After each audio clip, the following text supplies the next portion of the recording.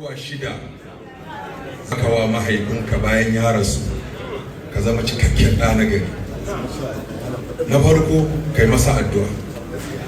Kullum injiniya Dr. Rabi Musa Kwankwasa ya tasu sai ya biya kabar mahaifinsa ya masa addu'a.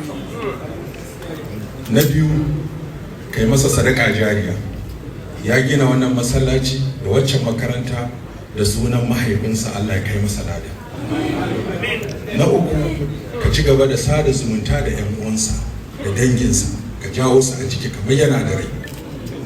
Na hudu kakkai abin da za a zage shi, ka yi abin da za a ce Allah ya ji kan mahaifa.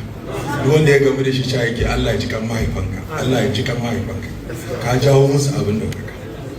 Sannan na biyar abin da za ka yi musu shine in ana bin su bashi ka biya musu. To ya sanar wa duniya cewa akwai mai bin mahaifinsa bashi ya zo a biya, har yanzu ba wanda ya ce yana bin sa kuka. Shi ne kuma ka dinga kai wa kabarinsa ziyara lokaci bayan lokaci. To muna fata Allah ta'ala ya ji kan maji daɗi, Allah ya masa rahama, yadda kai masa kai ma Allah ya sa ya yanka si maka alheri. Abinda kake ta gina na alheri Allah ya sa ya bi ka.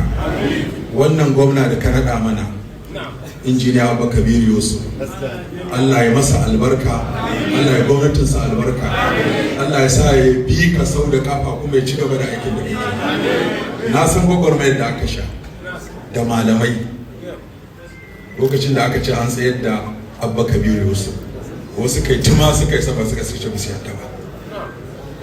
Gashi ya kirawo mu sai da aka yi awa hudu ya ce Abba Kabir Yusuf alheri ne gare ku hakko malamai. Duk waɗanda kuke gani ya kamata in sa ban sa ba, ni ne malamin su, kowa ne na sa masa ɗa. Yace ba za ku yi nadama ba idan kuka zaɓi Abba Kabir Yusuf. Sai da aka yi awa uku yana wa malamai bayani, duk malaman da suke gudu suka gamsu cewa yin Abba Kabir Yusuf shine alheri. To kuma gashi na muna ganin alheri. Saboda haka muna maka godiya, Allah saka da alheri. Assalamu alaikum.